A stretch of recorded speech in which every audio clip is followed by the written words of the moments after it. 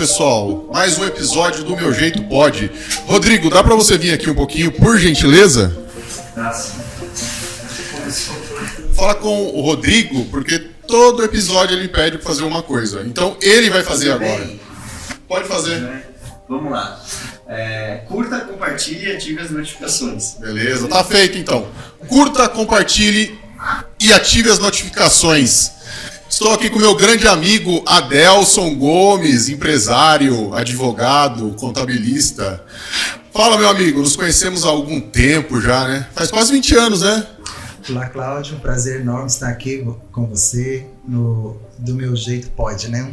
Às vezes tá meio enrolado porque eu abreviei, né?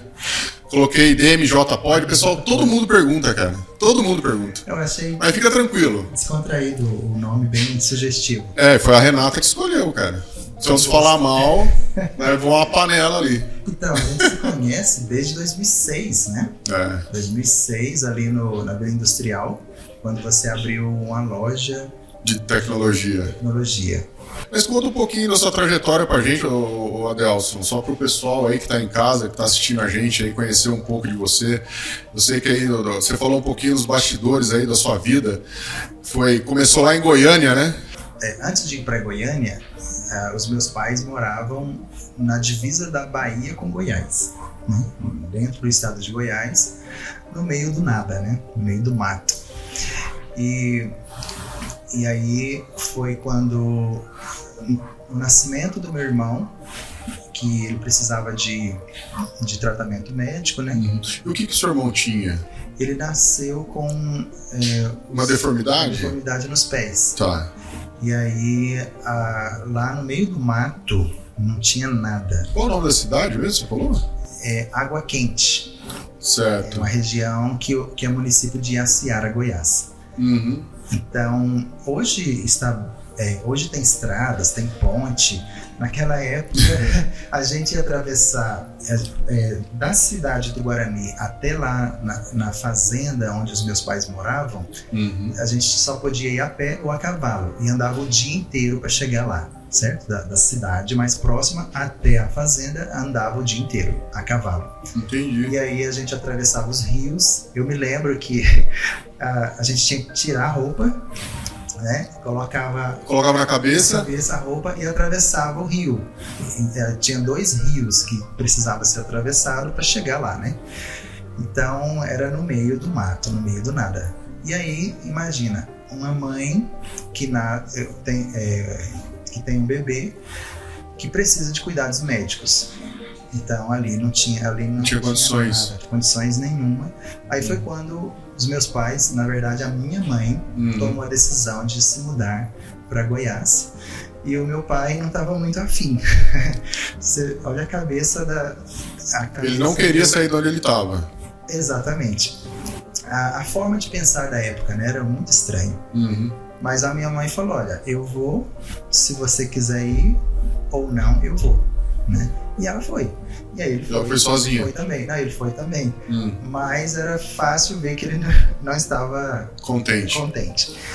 E tanto é que me parece que esse foi um dos motivos que lá na frente eles vieram a se divorciar. E os meus pais, eles eram muito pobres.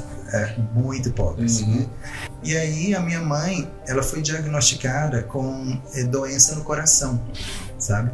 E aí ela teve que fazer uma cirurgia e colocar um marca-passo. Aí, depois da cirurgia, o médico afastou ela do trabalho definitivamente, que ela não podia fazer esforço, peso e tal.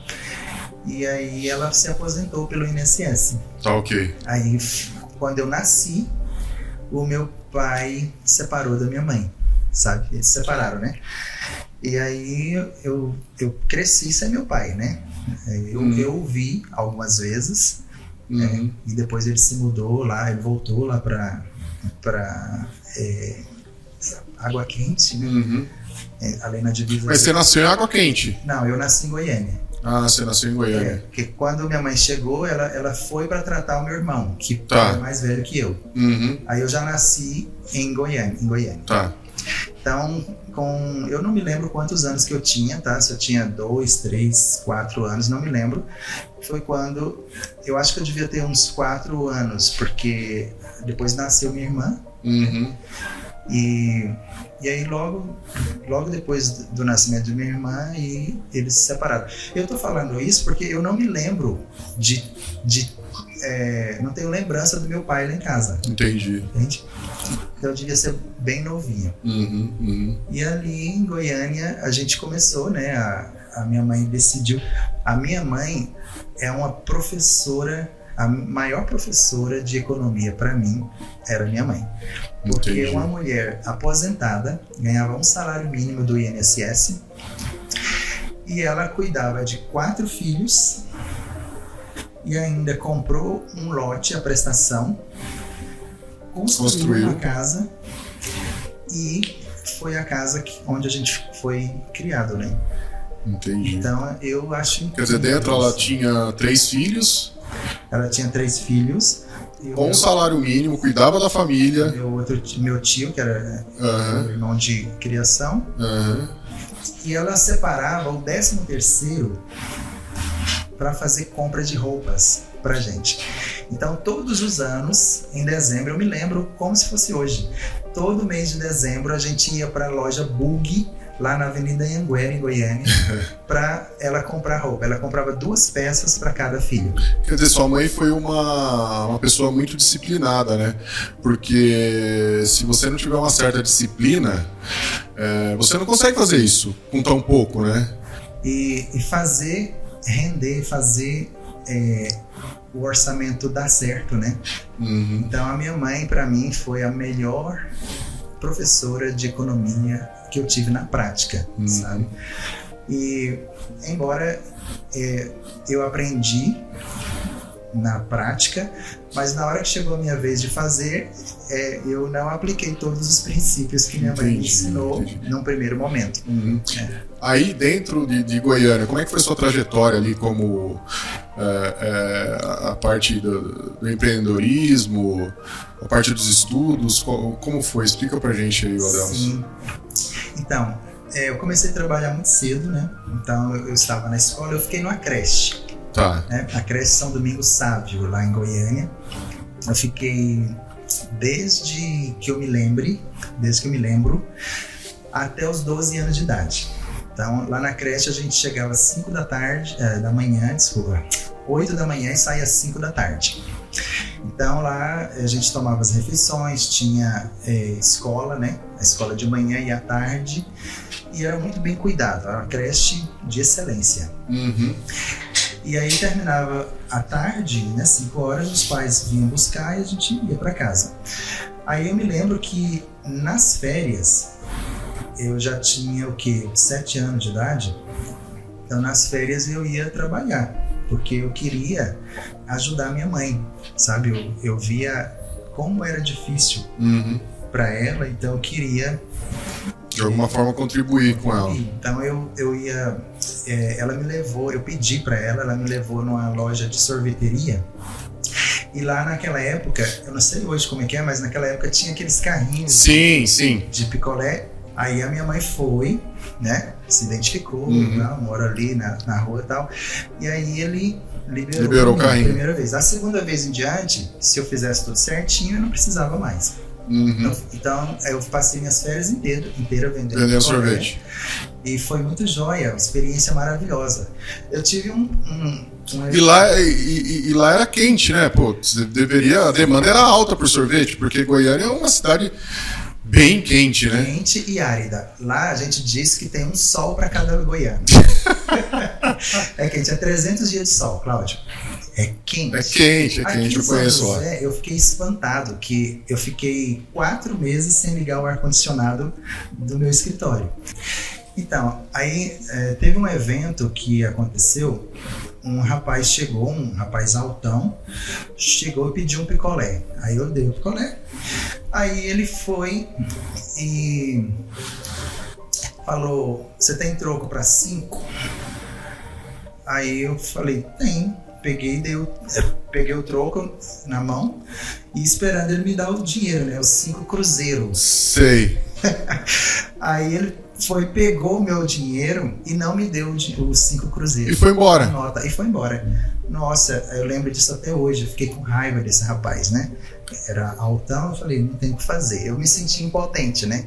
Entendi. E ali, onde você estava, não tinha quem recorrer. Não tinha rua, não tinha ninguém ali próximo, né? Uhum. Mas foi joia, porque, assim, tirando esse episódio, foi um evento único.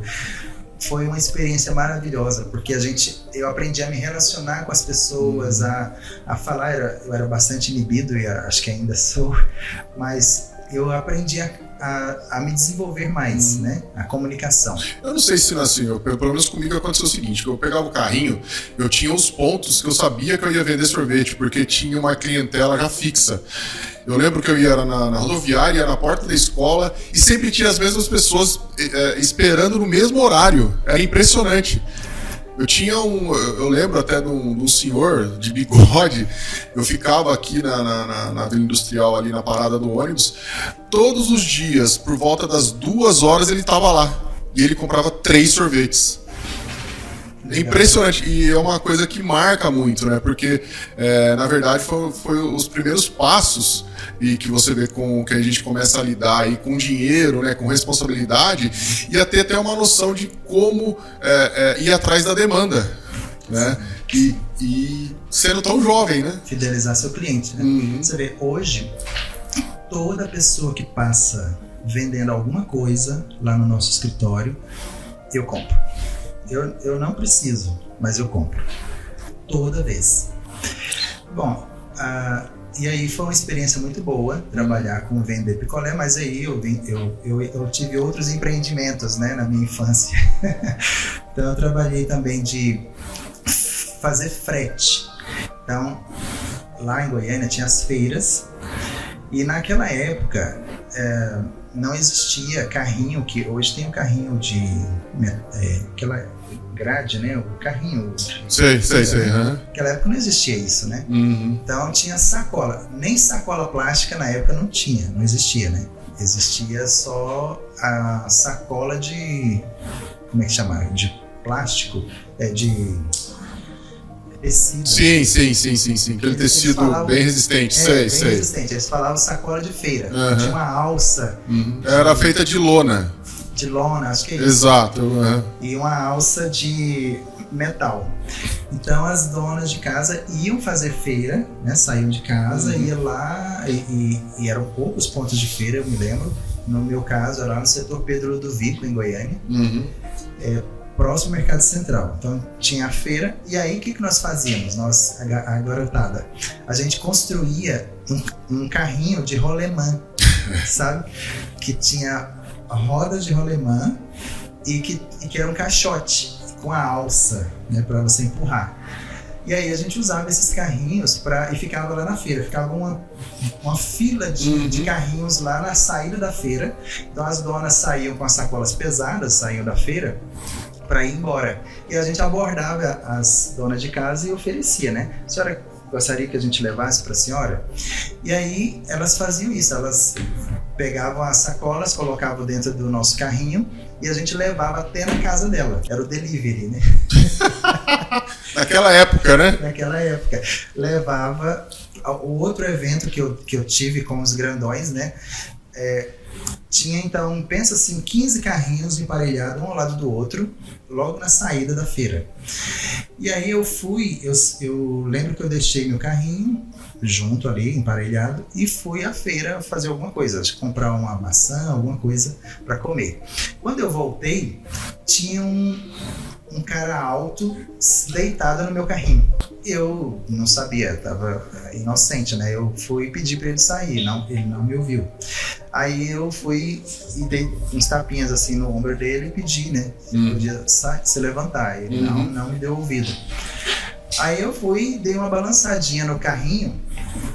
Aí ele levantou com um punhal na mão e veio para o meu lado. Eu lembro claramente, baita de um punhal. Então ele devia estar drogado, né? E eu não sabia o que era isso, né? Eu não tinha a mínima ideia do que era ser, do que era uma pessoa drogada, né? Pra mim aquilo era uma novidade. Nunca tinha visto isso na minha vida. E aí quando eu vi o tamanho do punhal, eu corri, entrei na feira e aí no meio de muita gente, né? Ele não foi atrás. E aí eu fiquei dando voltas por ali até eu, lá da feira, olhava pro meu carrinho para ver se tinha alguém, se ele estava por ali. Eu vi que não estava e eu voltei. Entendi. Então, eu trabalhava com isso também. Pegar estercos para poder vender para as donas de casa fazer cuidar do jardim. Catar papel na rua, né? Então tinha aqueles, a gente chamava de gaiolão. Que era papelão. Um carrinho grande com pneu de câmara de ar. Sei. Empurrando. Pesado, rapaz. Aí a gente andava a cidade ali, principalmente próximo às construções, para pegar restos de papel de saco de cimento, caixas de papelão, qualquer metal que a gente achava, juntava tudo ali. E tinha que juntar bastante para dar um dinheiro, né? A gente chegava lá, pesava e eles pagavam por peso, né? Então, eu juntava com a galera, né, a criançada, e a gente fazia isso na época. Eu já engraxei sapatos também, tive bons retornos com engraxar sapato. Eu era bom engraxar, né? Eu tinha uma Você não fazia sambinha também, não, né? Fazia a musiquinha, a gente cantava o engraxate americano, bate escova, bate pano e freguês ficar babando. Era muito legal. Aí deixava o sapato lustrado, sabe? Era um orgulho. Aí o cliente saía satisfeito, ele pagava até um pouco a mais e eu pegava. Mas era por causa do samba ou por causa da engraxada? Por causa do capricho. Sempre foi. Eu sempre aprendi com Alf Lone, que diz: tudo que vale a pena ser feito, vale a pena ser bem feito. Legal. Aí depois eu consegui meu primeiro emprego, né? Foi minha mãe também teve que ir lá para me apresentar para o dono, né? Primeiro eu tinha ido, conversei, e ele falou, mas tem que trazer sua mãe. Aí minha mãe foi, se apresentou, falou onde morava e tudo, e aí eu comecei a trabalhar. Naquela época não era carteira registrada. Isso você tinha quantos anos? Eu tinha 14 anos, já tinha uns 14 anos. Aí eu trabalhei, era um armazém, era um armazém que vendia de tudo, né? Vendia desde feijão a granel até enxada, né? E ali eu fui conquistando confiança, né, no trabalho. A minha mãe sempre nos ensinou a ser honestos, a ter integridade, né? Então a gente sempre pautou por esses princípios. Então fui conseguindo confiança ali com a dona Maria, que era dona do armazém. E aí, ao ponto dela deixar completamente o armazém comigo. Eu cuidava de tudo. Ela saía, né, às vezes ia fazer compras, às vezes ia para casa dos irmãos, saía com o pai para levar o pai para o hospital, alguma coisa assim. Quer dizer, criou uma confiança em você, completa. Né? E é claro, a gente procurava corresponder a essa confiança, né? Então foi um tempo muito bom, onde ali eu tinha a autorização até para fazer compras, né? Você diria que nesse armazém foi o seu primeiro contato com empreendedorismo, até como é que se cuida do negócio? Você diria que esse foi o seu primeiro grande passo? Eu diria que dentro dessa visão corporativa, sim, sabe? Porque ali tinha contratos, né? De compra, de venda, tinha que seguir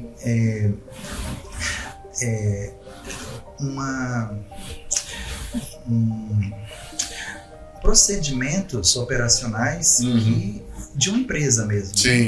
Então, eu acho que sim. Eu acho que foi um momento muito bom para eu ganhando expertise e aprendendo, né? Que legal. Foi muito bom. E aí, depois desse período, eu consegui, eu saí de lá. Eu não me lembro mais nem o porquê eu saí. Eu acho que foi por questão de escola, porque acho que foi isso. eu consegui uma escola que eu tinha que estudar de manhã, acho que foi isso. E aí eu consegui um trabalho de servente de pedreiro lá na Furnas. Furnas Energia? Furnas Energia, era uma subestação grande lá em Goiânia. E eu fui trabalhar lá de servente de pedreiro, né? Foi o que eu consegui na época. Depois desse período, eu consegui um trabalho numa lanchonete lá em Goiânia, no centro de Goiânia. E depois numa pastelaria, chamava Pastelaria Real. Aí era muito bom, porque eu comia muito pastel.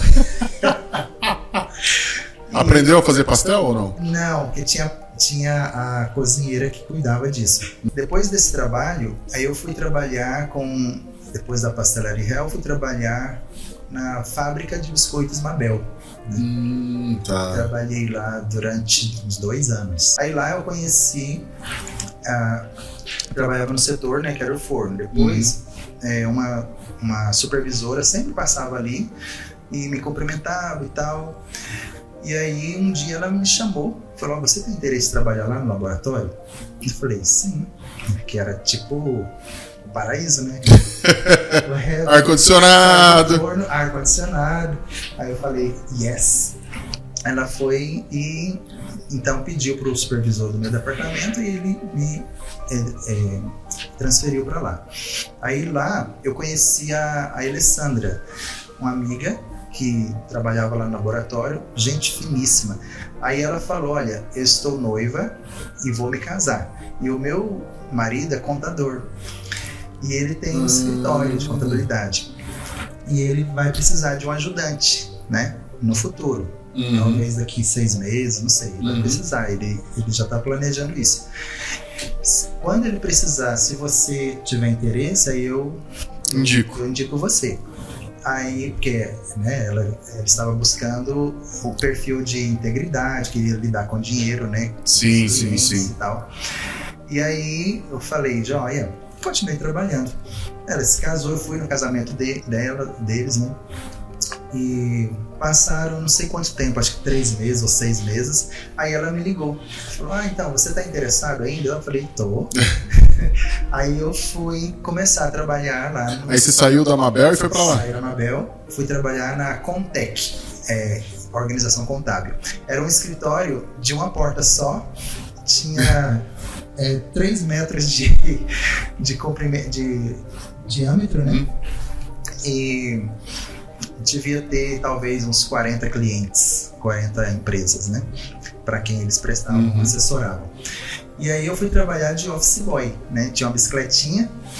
Então o meu trabalho era levar documento e trazer documento do cliente. E receber do cliente, né? Que é o trabalho do Michel hoje. Que é o trabalho do Michel, só que o Michel vai de moto, né? Goiânia, é diferente daquela época. Goiânia é o dobro do tamanho de São José dos Campos. São José tem 750 mil habitantes, eu acho.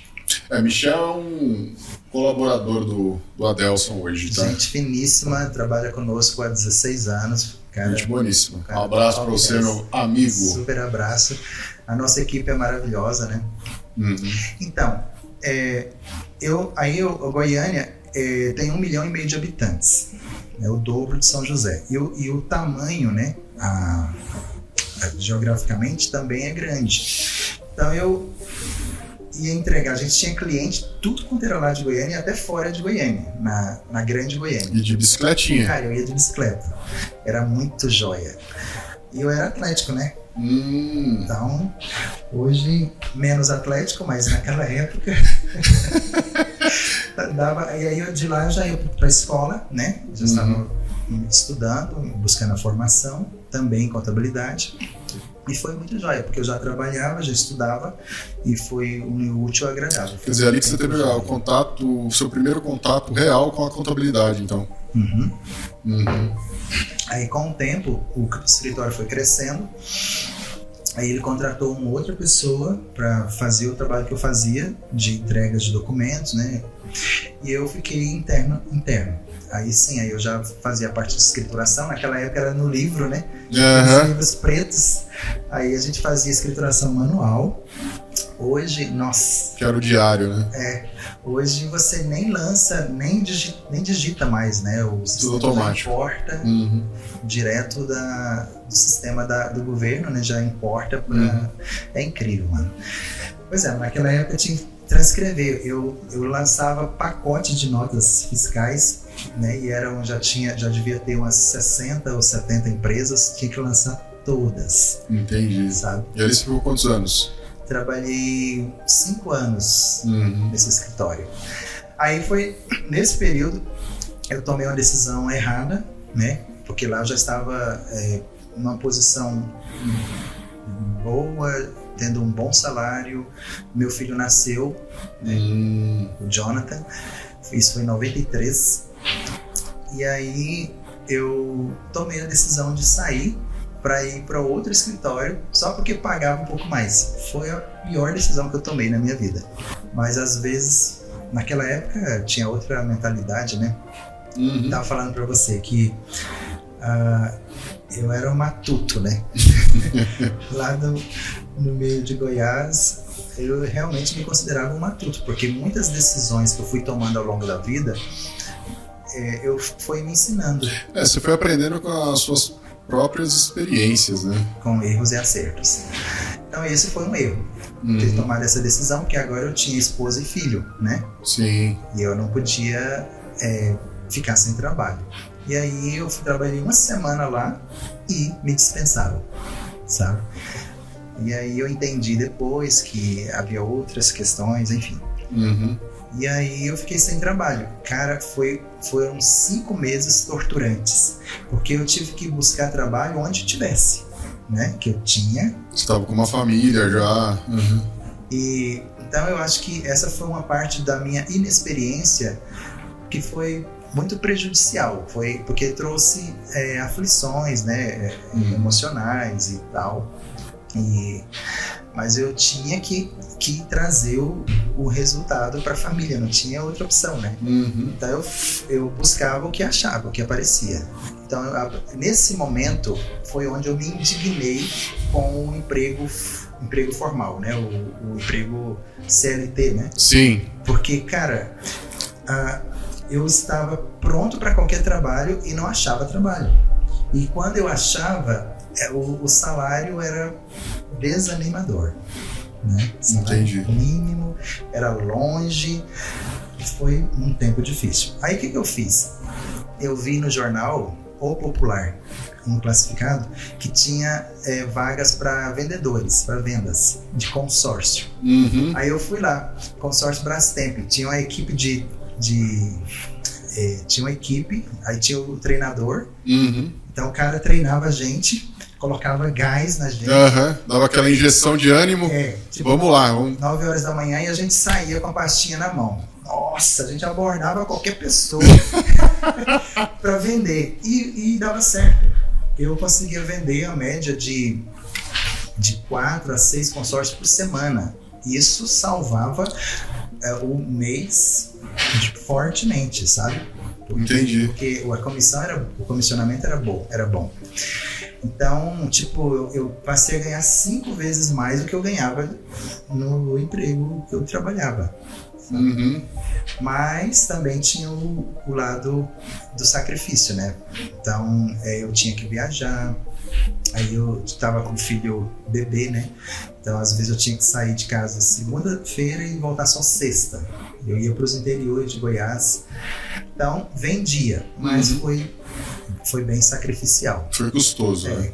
Então foram 5 meses aí bem difíceis. Aí foi nesse período que um casal amigo nosso, que a gente conheceu em Goiás, eles foram para o Rio de Janeiro, eles foram convidados para assumir a direção da missão. Chamava-se META, Missão de Evangelização, Treinamento e Assistência. Lá no Rio de Janeiro, na verdade no Grande Rio, ali no campus da Universidade Rural Federal do Rio de Janeiro.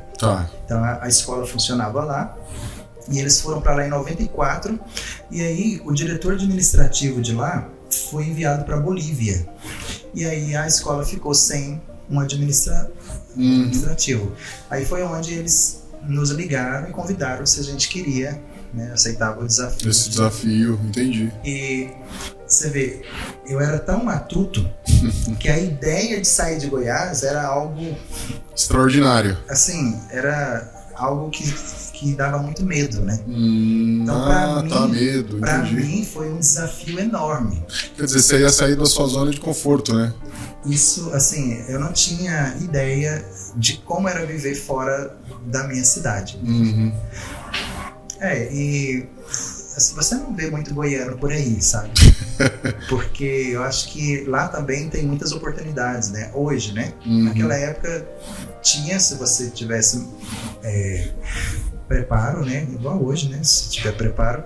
Mas, pelo menos pra mim, na época, eu passei por essa experiência de escassez de trabalho, né? Então, quando ela convidou, eu aceitei. A gente foi. A minha esposa ficou receosa. Aí eu fui lá primeiro, conheci, aí eu voltei e falei, top. Vambora. Aí a gente foi. E foi uma experiência maravilhosa. Foram 8 anos lá no Rio, né? Ali na Universidade Rural. Então era um campus rural mesmo. Então era um sítio. Então a gente trabalhava e morava ali mesmo, né? Então eu que viajava, ficava uma semana fora, agora eu estava com minha família full time, né? Então foi uma experiência assim extraordinária. E lá vocês faziam o quê? A transformação de jovens para ajudarem nas missões que tinham? Qual que era o papel principal lá? Isso, é um projeto missionário. Um projeto que envolvia várias igrejas. Então eles preparavam pessoas, treinavam pessoas, e essas pessoas eram enviadas por toda a parte do mundo, né? Para África, para Uruguai, Paraguai, para Espanha, para Estados Unidos, para Europa, diversas regiões, para poder trabalhar na parte de assistência com crianças, com as pessoas menos favorecidas, né? Então eles plantavam igrejas, plantavam escolas, plantavam creches, né? Então era um trabalho bem interessante que atendia as pessoas daquela região ali. Entendi. Muito bom. Aí o meu trabalho na missão lá no Rio de Janeiro era administrar, né? Cuidar do recebimento, pagamentos, a administração financeira ali da instituição. Então foi uma experiência muito boa. A gente já tinha formação de contabilidade e lá eu tive a oportunidade de continuar estudando. Eu fiz o curso de Direito, eu me formei e ficamos até 2003. 2003. Aí quando virou 2004, em abril de 2004, aí a gente tomou a decisão de vir para São José dos Campos. E você veio aqui, deu uma espiadinha primeiro também ou não? Aqui eu já conhecia, eu tinha amigos aqui, então, inclusive eu vim a convite, né, por influência dos amigos, né? Então eu sempre vim aqui, andava na cidade, eu amei a cidade, fiquei apaixonado. São José lembra muito Goiânia, se parece muito, com a diferença de que aqui a gente percebe que tem uma melhor administração pública, e aqui o clima é extraordinariamente maravilhoso, né? Então eu me identifiquei demais. Tem gente que gosta de local mais quente, né? E aqui em São José, né, tem os dois climas, né? O quente e um tempo mais frio, né? E aí foi nessa época que você abriu a sua empresa aqui em São José? Sim. Quando eu saí do Rio para cá, eu vim com a seguinte ideia, né? Vou montar uma empresa de vendas de roupa masculina. Sério? Aí o que eu fiz? Eu vendi meu carro. Cara, eu ainda tinha essa mentalidade, né, de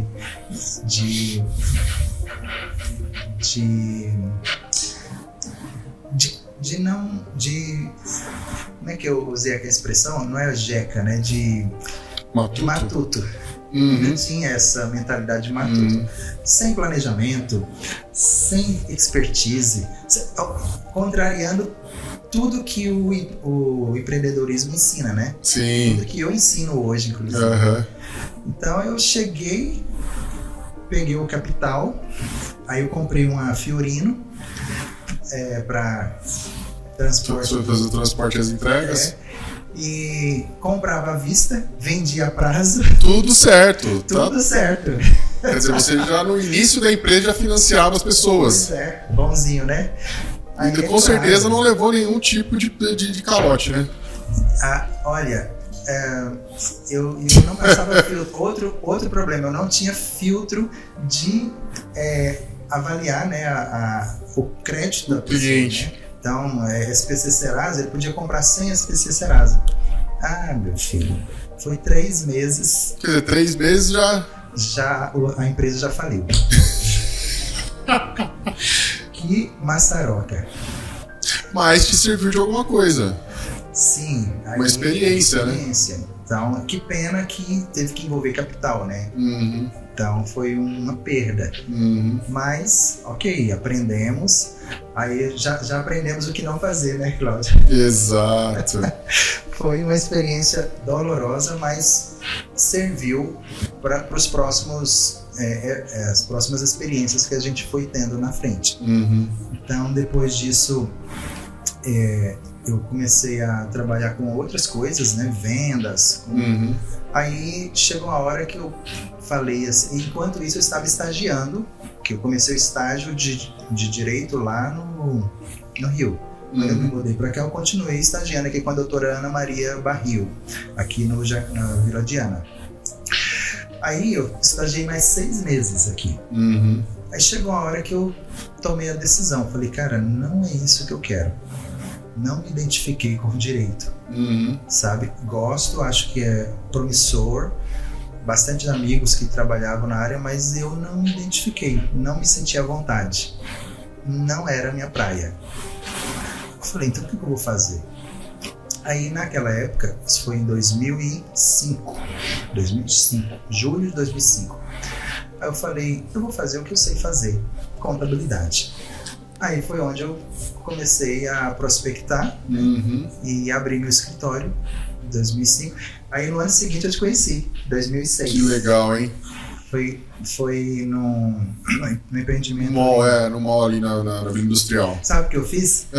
Eu peguei meus cartões, fui lá, eles estavam alugando as salas. Sim. Aí eu falei com o corretor de imóveis. Eu falei, cara, se você apresentar meu cartão para as pessoas que for alugando as salas aí, porque eles vão precisar de abrir empresa e tal, aí eu te dou uma comissão. Aí ele falou, fechou, beleza. Aí ele foi prospectando para mim, né? E aí eu fui conhecendo as pessoas, aí eu comecei a prestar serviço ali para alguns empreendedores, uhum. Inclusive você. Uma loja de tecnologia. Que coisa, né? E depois ali você prospectou os clientes e foi indo, a sua empresa foi crescendo? Eu comecei na garagem da minha casa. Uhum. Assim, na verdade eu comecei na sala da minha casa. E depois a gente mudou de casa. Aí eu já aluguei uma casa que tinha uma garaginha, né? Uhum. Aí eu usei a garagem para ser o escritório. E eu tive esse privilégio lá no Rio, porque quando a gente foi pro Rio, em 96, o meu filho estava com 3 anos. Entendi. De idade. Então ele cresceu junto ali. Eu trabalhava e morava no mesmo local. Uhum. Então eu estava perto dos meus filhos 24 horas. Cara, isso não tem preço. A minha filha nasceu. Aí quando a gente veio para São José, idem, porque o escritório era na garagem da minha casa. Que bacana. Então eu atravessava a porta, já estava em casa, né? É muito gostoso. Maravilhoso. Então eu desfrutei, né? Eu sou uma pessoa muito feliz, porque eu fui muito privilegiado. Eu desfrutei. Teve a oportunidade de ver seus filhos crescerem, né? Completamente. E aí eu fiquei nesse escritório na minha casa, né? Por uns 4 anos, eu acho. Aí cresceu. Aí a gente precisou de alugar um local. A gente alugou na esquina. Entendi. Então, que bacana. É pertinho de casa, então eu continuava junto ali, né? Aí eu aluguei na esquina, a gente ficou lá por acho que uns 14 anos nessa sala, e agora a gente foi para outra sala que é de frente. Porque além disso você tem outro negócio também, né? Sim. Você também mexe com investimentos, né? Você também é palestrante. Sim. Que é o Poder da Ação, né? Fala um pouquinho sobre isso pra gente, Adelson. Poder da Ação, então. Eu estudei com o Dr. Paulo Vieira, no método CIS, lá em São Paulo. Então primeiro fiz o método CIS. Só um minuto. Tem uma surpresa pra vocês aí, tá? Durante a live, a gente vai sortear 10 cursos do Adelson pra vocês, tá? Joia demais. Vocês vão gostar. Então, eu fiz o curso do Poder da Ação. Primeiro eu fiz o método CIS, que é uma imersão. Cara, eu recomendo. É uma recalibragem emocional. Tá?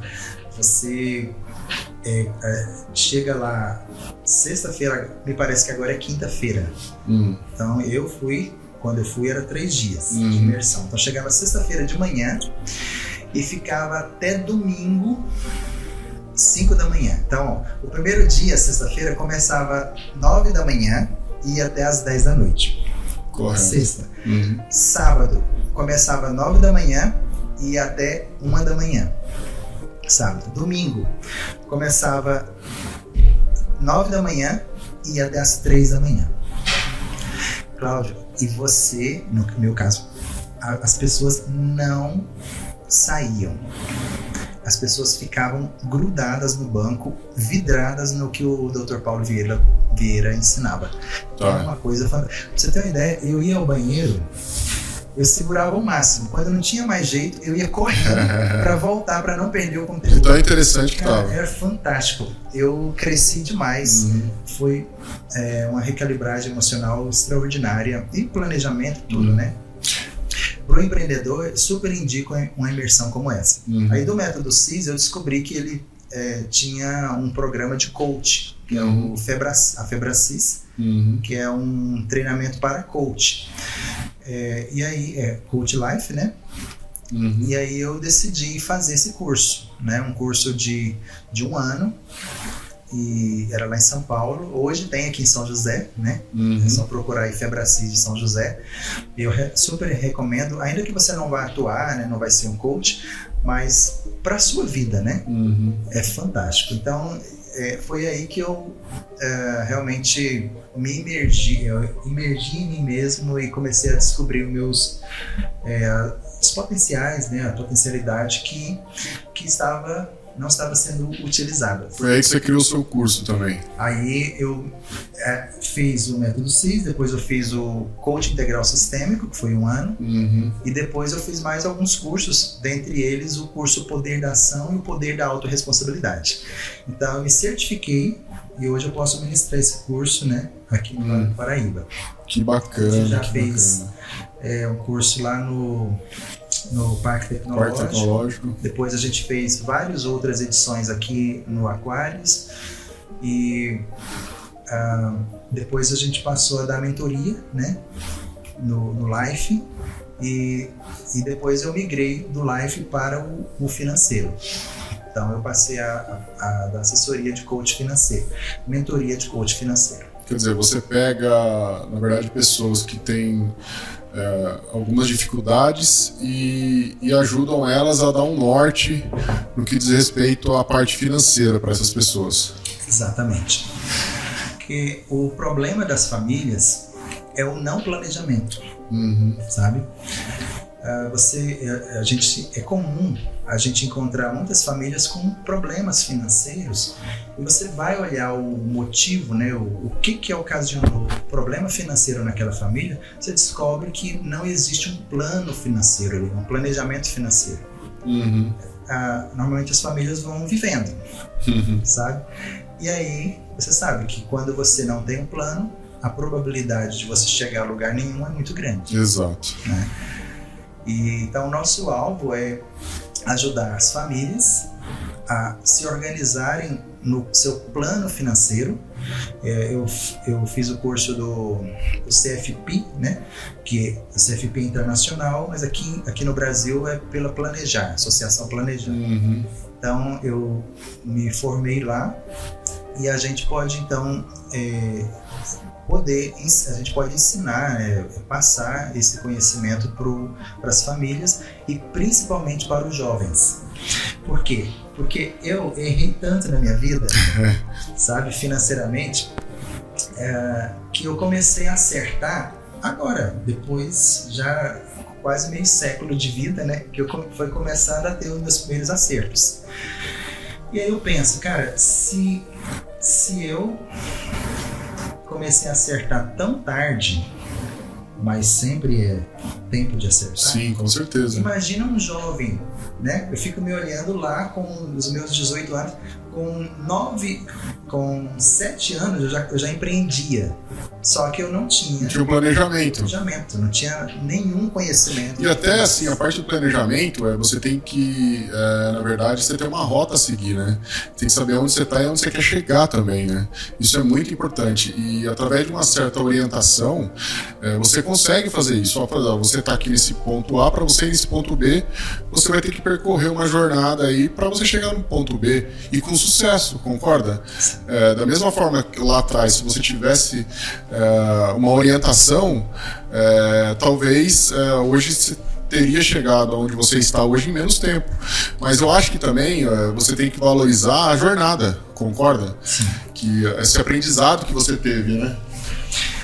Porque é isso que forma a gente, né? É isso que eu sou hoje. É um conjunto de aprendizados, de experiências, com certeza.